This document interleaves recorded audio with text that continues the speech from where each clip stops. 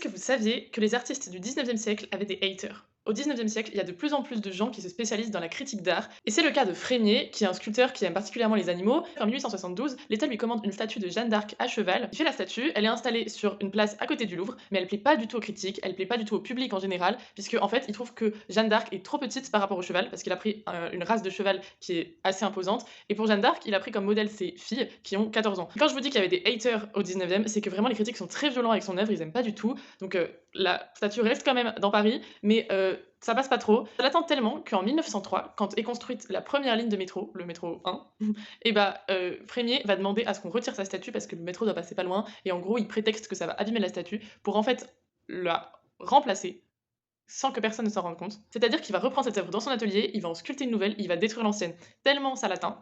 Et en fait, les Parisiens vont s'en rendre compte quand même assez longtemps après, et ça va relancer la critique. Comme quoi, peut-être qu'il vaut mieux faire ce qui nous plaît, puisque on sera toujours critiqué.